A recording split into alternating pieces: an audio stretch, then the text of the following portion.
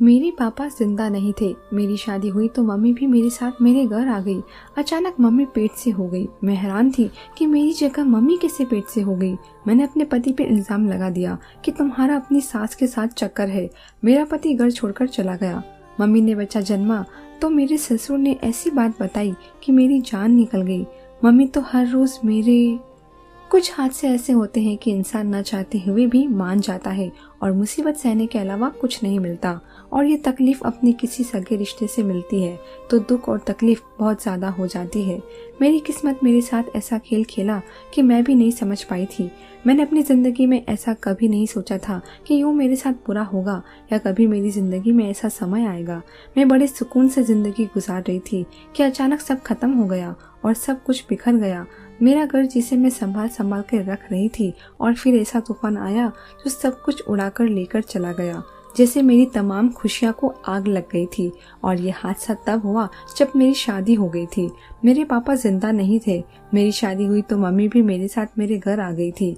यह बात मुझे बुरी इसलिए नहीं लगी क्योंकि अगर मेरे साथ ना आती तो मम्मी अकेले हो जाती। इसलिए मेरे बहुत कहने पर मेरी माँ मेरे साथ रहने लगी थी और ससुराल वालों को कोई परेशानी नहीं थी। वो भी मेरी बात पे राजी थे और यूँ मेरी मम्मी मेरे पास हमेशा के लिए आ गई थी या फिर कुछ दिनों के लिए। ये भगवान जानता था कि क्या होने वाला था। वैसे तो सब ठीक था पर मुझे कुछ अजीब सा लगने लगा था। मेरी मम्मी का रवैया मेरी समझ से बाहर था। मैं जितना इनको संभालने की कोशिश करती उतना ही मुझे बच्चों की तरह तंग करने लगती थी।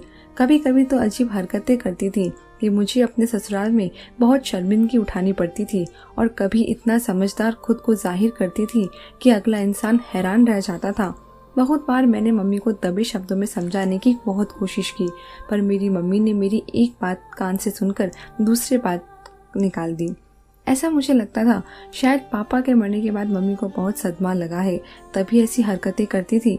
लेकिन फिर कुछ दिन मुझे ये ख्याल आया कि मेरी वजह से मेरी माँ थी। मेरी माँ सीधी सीधी और मासूम दिखती थी या सिर्फ मुझे ऐसा लगता था। मैं अपनी माँ के बारे में कुछ गलत सोचना या बोलना नहीं चाहती थी लेकिन कुछ हाथ से सब करवा देते हैं। खैर दिन बहुत ही उदास से गुजर रहे थे। मुझे पति पर यकीन था। मेरे कभी पति से लड़ाई नहीं हुई थी। मेरा पति बहुत ख्याल रखता था। मेरी हर बात कहने से पहले पूरी करता था और मैं इससे अपना ख्याल रखते देखकर बहुत खुश होती थी। और देखते ही देखते मेरा सब कुछ बिखर गया और मैं बर्बाद हो गई थी। मेरा दुख बहुत ही बड़ा था। अब मैं मम्मी की वजह से बहुत परेशान थी। मुझे मम्मी की दिमागी हालत खराब लगने लगी थी और मैं मम्मी का इलाज करवाने का सोच रही थी। लेकिन अगर मैं ससुराल में किसी से इस बारे में बात करती तो बहुत हंगामा होना था जिसकी खातिर मैं मम्मी को समझाती रहती थी पर मेरी माँ समझे तब ना। मुझे कभी शक भी नहीं हुआ कि मामला बहुत ही सख्त बिगड़ा हुआ है। मेरे नाक के नीचे कौन सा खेल खेला जा रहा था मुझे इस बात की भनक भी नहीं पड़ी थी। मैं सबसे ज्यादा अपनी माँ का ख्याल रखती थी और मेरे लिए जरूरी भी था। एक ही तो बेटी थी मैं इनकी और मैं ही ख्याल नहीं रखती तो कौन रखता। और फिर कुछ साल बाद मम्मी मेरे पति के साथ कुछ ज्यादा ही घुल मिल गई थी। पहले मैंने इग्नोर किया कि चलो दामाद और सास का प्यार है लेकिन बाद में मुझे इनका ऐसा हंसी मजाक घुल मिलकर बैठना कुछ ज्यादा ही अजीब लगने लगा। लेकिन मैंने दिल में शक को जगह नहीं दी और सब कुछ इग्नोर करती रही।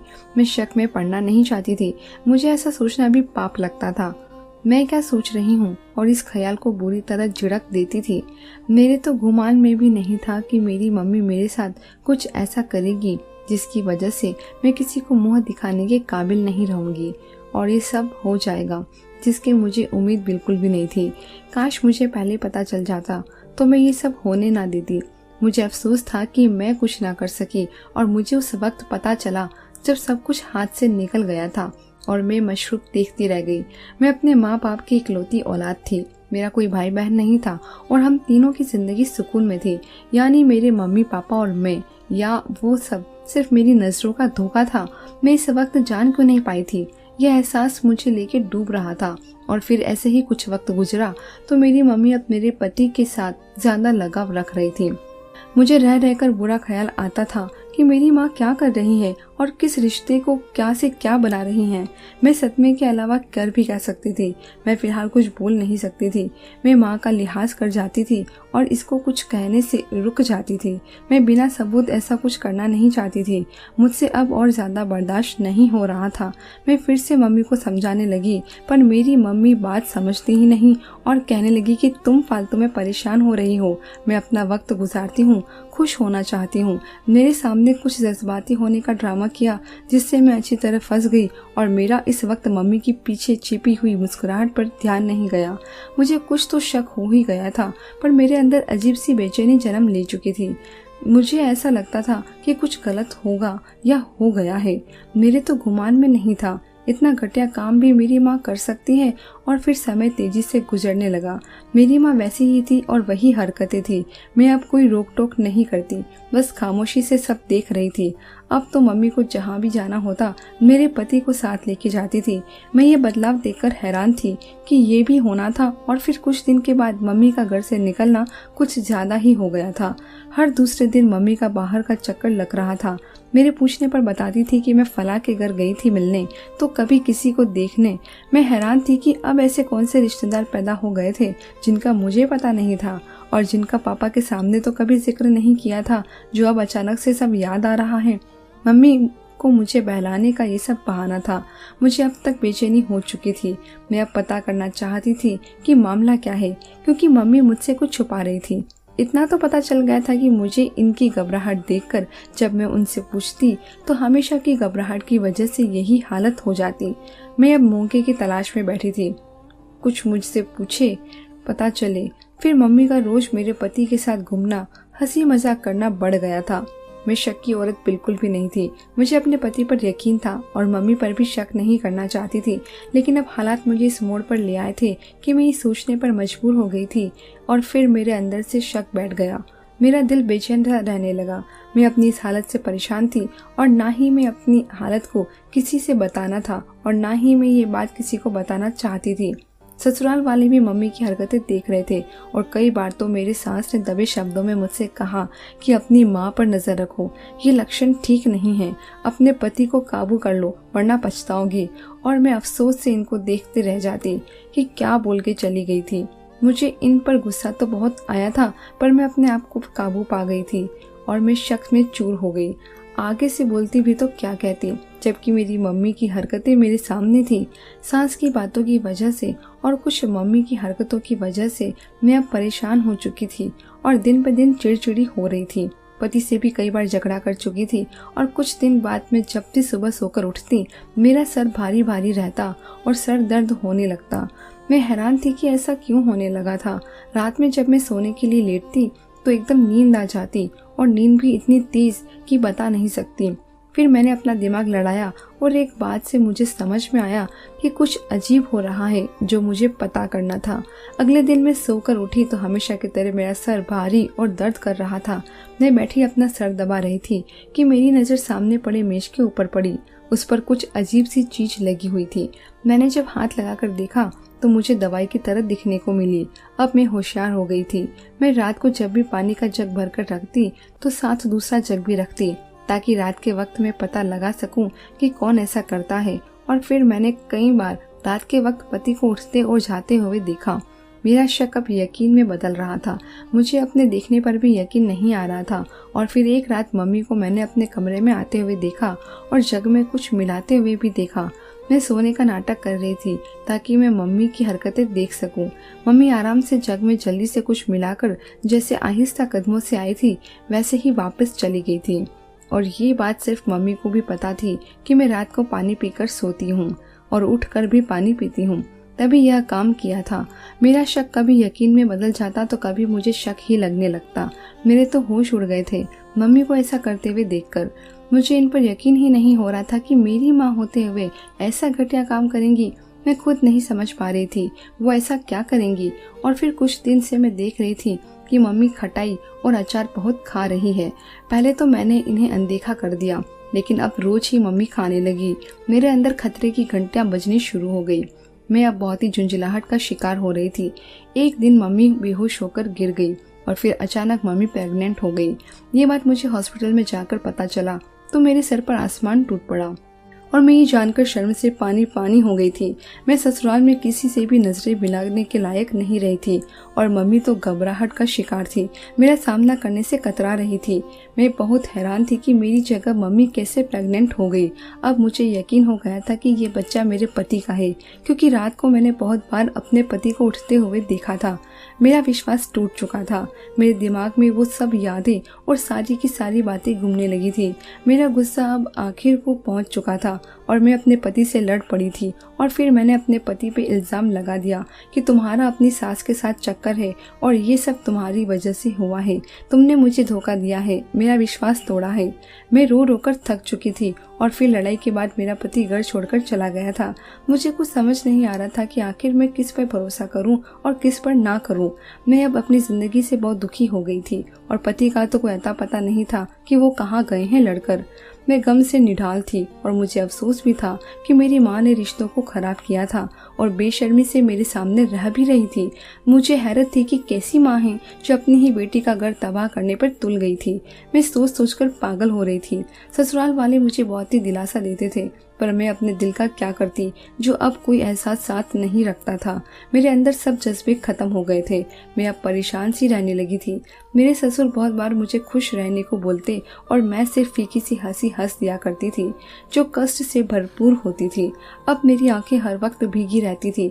मैं अपनी जिंदगी पे हैरान थी कि मुझे क्या देखने और सुनने को मिल रहा है। मेरा हर रिश्ते से भरोसा उठ गया था। मुझे सब धोखा और फरेब लगने लगा था। मेरी मम्मी मेरे ही घर ठीठ बनकर रह रही थी या जमाने की बातों से छुपने के लिए यहाँ थी। मैं अब इनसे बात तक नहीं करती थी। मुझे सब जहर लगने लगा था। मुझे अब अपने पति की फिक्र हो रही थी। मैं बहुत गहरी सोच में डूब गई थी कि अगर ये मेरे पति का बच्चा नहीं तो वो सब क्या था। मेरी माँ का और मेरे पति का एक साथ उठना बैठना, हंसी मजाक और फिर रात को टहलना, सब सोचकर मेरा तो सर दर्द होने लगा था। जितना ही ये सब सोचती इतना ही ये मामला उलझा रहा था। मुझे सब अपने आप पर गुस्सा आ रहा था, क्योंकि एक तो पति पर इल्जाम लगा दी थी और वो घर छोड़ के गया था और ऐसा करते करते कुछ माह गुजर गए और मेरी मम्मी ने बच्चा जना। तो इस दिन मेरे ससुर ने ऐसी बात बताई कि मेरी जान निकल गई। मेरे ससुर का कहना था कि ये बच्चा इनके बेटे का नहीं है। मैं इनको हैरान होकर देखने लगी और वो बोल रहे थे कि बेटी सब्र करो, सब सच तुम्हारे सामने आएगा। मैं इनकी बातें सुनकर हैरत से दंग रह गई थी। ससुर क्या कह रहे हैं और कौन सी सच्चाई बाकी है। अब मुझे और क्या देखना था, मुझे कुछ ऐसा सुनना था। मुझसे अब और सहने की हिम्मत नहीं थी। मैं अब और कोई सदमा बर्दाश्त नहीं कर सकती थी।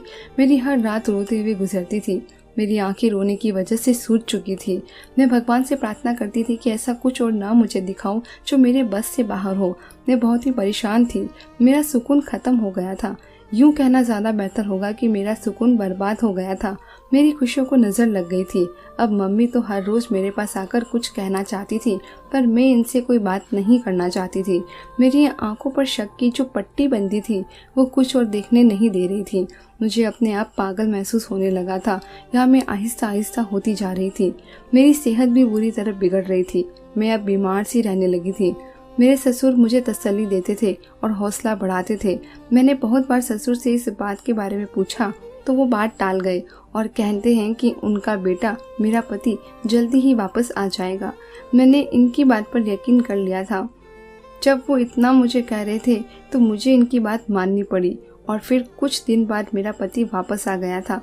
लेकिन मेरी हिम्मत नहीं हुई कि मैं इनसे बात कर सकूं या कुछ पूछ सकूं। मुझे कुछ शर्मिंदगी हो रही थी, लेकिन मैं अब भी शक में सवार थी। मैं अब नहीं चाहती थी कि मेरे सामने क्या सच आने वाला है।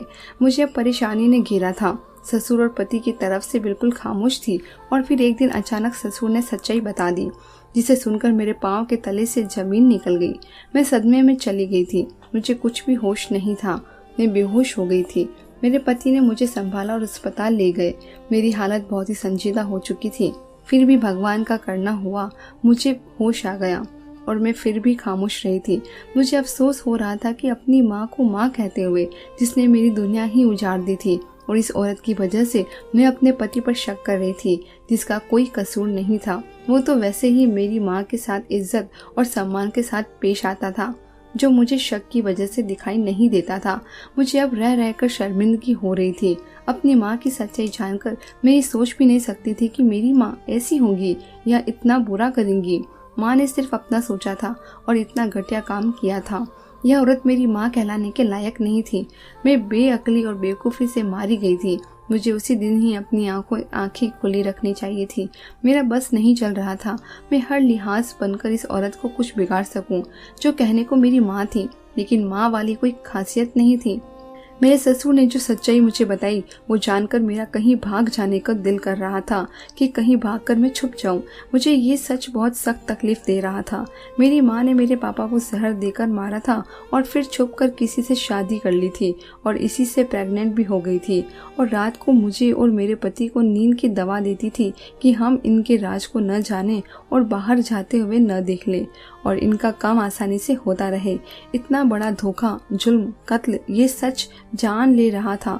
मेरी दुनिया उजाड़कर मुझे यतीम करके कैसे खुद अपना घर बसा लिया था और मेरे सामने कैसे मासूम बनती थी।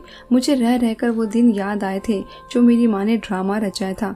मेरे पापा की मौत पर गम और दुखी होने का नाटक करना, फिर मेरी शादी जल्दी करना और मेरे साथ ही मेरे ससुराल में रहना, सब मुझे याद आ रहा था। कैसे कैसे मेरी माँ ने सहारा लिया था और मुझे समझ नहीं आया था कि मेरी माँ रोज भाग भाग कर घर से बाहर क्यों जाती थी और मुझसे क्यों झूठ बोलती थी। मेरी नजरों में तो वो अब गिर चुकी थी क्योंकि मेरा मान तोड़ा था उन्होंने। मेरे सर से मेरे बाप का साया छीना था। मैं अब इन्हें कभी माफ नहीं करने वाली थी। ये यूं तो माफी के काबिल थी ही नहीं। मेरा रवैया इनके साथ सख्त हो चुका था और एक दिन मैंने इनको बता दिया कि मैं इनकी सच्चाई जान गई हूँ। मेरी ये बात सुनते ही उनका चेहरे का रंग उड़ गया और घबराहट में उनके चेहरे पर पसीना आ चुका था। मैं इनको देखना भी नहीं चाहती थी और मैंने इनसे जाने का बोल दिया, लेकिन वो बाद में मुझसे माफ़ी मांगती रही। अब वो मुझसे नजरें मिलाने के काबिल नहीं थी। भला हो मेरे ससुर का, जिन्होंने मेरे जाने बगैर ही मेरी माँ की जासूसी की थी और अब सच्चाई सबके सामने लाकर रख दी। अगर ये सच्चाई मेरे सामने न आती तो मैं शक में ही मारी जाती और अपने पति को ही कसूरवार समझती रहती। मेरे ससुर ने अपने बेटे से कुछ नहीं पूछा था। मैं अपने पति से सामना नहीं कर पा रही थी और फिर मैंने इनसे अपने लिए किए पर माफ़ी मांगी। मेरे पति का धन्यवाद, उसने मुझे माफ़ कर दिया, वरना कौन मर्द ऐसे इल्ज़ाम पर माफ़ करता है। मेरे पति को मेरे हालत के बारे में मालूम था, तभी वो मुझे माफ़ कर चुके थे और मेरा ख्याल रखने लगे थे जैसे पहले रखते थे। मेरी बीमारी ने इनको काफ़ी परेशान किया था, जिसकी वजह से अब मेरा बहुत ख्याल रखा जाता था। घर में इसके बारे में ससुर को, पति को और मुझे पता था। मेरा तो दिल चाह रहा था कि केस करवा दूं, मगर फिर भी मेरे ससुर और मेरे पति ने समझाया कि ऐसा करने से बहुत बदनामी होगी। अपनी माँ को दुनिया की मार पड़ने दो। मैंने अपनी माँ को घर से निकाल दिया। अब वो अपने दूसरे पति के साथ ही रहे, हमारी जिंदगी में जहर ना घोले। अब मैंने अपना फैसला भगवान पे छोड़ दिया था। वो बेहतरीन बदला लेने वाला है। अब मेरी माँ दुनिया के हाथों से रुस्वा हो गई थी। मुझे यकीन था शक बहुत ही बुरी और बड़ी बीमारी है। शक सब कुछ खा जाता है। जिंदगियों में इंसान सिर्फ हाथ मलता रह जाता है। मेरी आंखों पे बंधी शक की पट्टी उतर चुकी थी। शक रिश्तों को कमजोर कर देता है और जड़ तक पहुंचाकर रिश्ता खत्म कर देता है। ऐसी बीमारी से बचना चाहिए और बगैर सबूत के किसी पे इल्जाम नहीं लगाना चाहिए। जो काम मुझसे हुआ, मैं इससे दिल से शर्मिंदा हूँ और अब घर वालों का प्यार और ध्यान से मैं सेहतमंद हो चुकी थी, जिससे ज्यादा हाथ मेरे पति का था। मेरे पति ने बताया कि वो रात को उठकर ससुर को देखने जाता था, क्योंकि मेरे ससुर को शुगर की बीमारी थी। रात में उनकी शुगर लो हो जाती थी। मुझे खुद पे गुस्सा भी आया और शर्मिंदगी भी बहुत हुई थी। मैंने दोबारा पति से माफ़ी मांगी थी। ख्याल रखने वाला और एहसास करने वाला पति नसीब से ही मिलते हैं और मैं इस मामले में खुश नसीब हूँ। अब मेरी जिंदगी अच्छे से गुजरने लगी थी और अब अपने बच्चों के साथ एक सुकून की जिंदगी बसर कर रही थी। धन्यवाद दोस्तों।